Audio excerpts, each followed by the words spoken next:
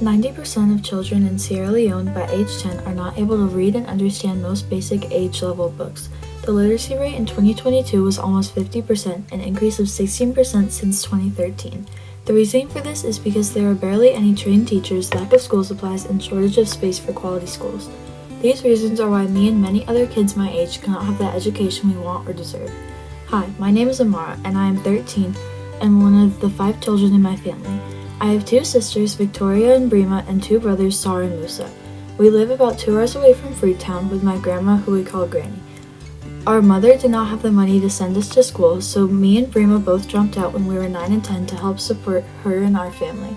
My little sister, Victoria, never went to school. Our older brother, Sar, is 18 and Musa is my twin. Me and Brima both work in the cocoa farm all day.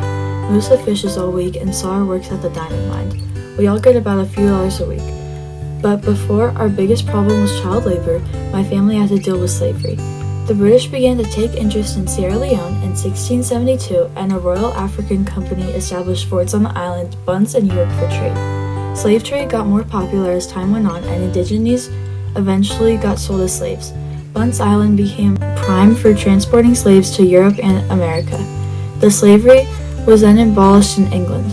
Because of this, a naval base was established in Freetown, trying to block out slave ships from coming in.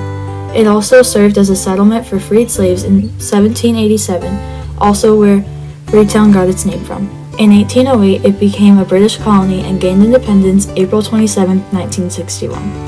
Sierra Leone has so many beautiful aspects to it though, which is why I loved living here as a little kid. I always love when we're around town and get to see all the dancers who would wear carved wooden masks. One of the most popular industries is wood carving and diamond ore rustle and bauxite mining. The styles of music were rap, reggae, dancehall, R&B, and grime. I also like all of the foods we have here. Our most well-known are of course cassava leaves because they're our national dish. We also mainly eat stews and have most meals with rice and hot peppers. We have a lot more tropical fruits too. The traditional clothing for men are nice slacks and a colorful traditional top, and women wear mid-length skirts. The traditional housing for most people is made out of clay and soil. It gets mixed with cement and pressed into bricks. The climate here is very tropical, hot, and humid. One of our natural hazards we get are dust storms. Some of the biggest problems we have besides education are 23% of people don't have access to clean water and basic water services, and 82.3% of people do not have enough food. 26.2% of children stunted their growth and development due to malnutrition.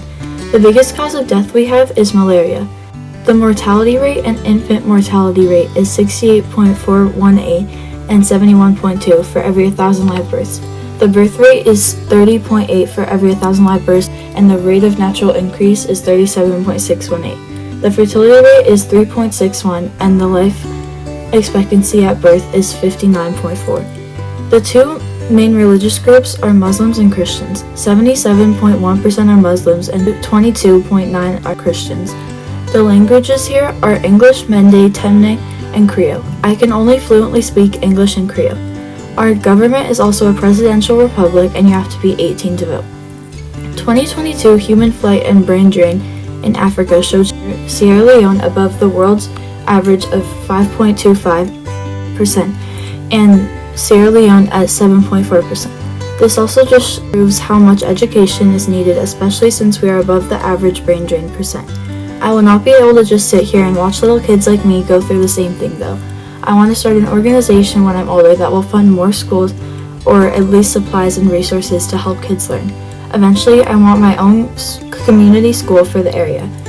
Because of these reasons are why me and every other kid my age cannot have the education we want or deserve.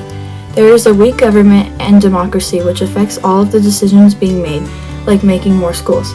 The main thing you should take away from this video is the importance of education in Sierra Leone to have any sort of future in the community, and to realize the future of all the kids who can't get it, including me.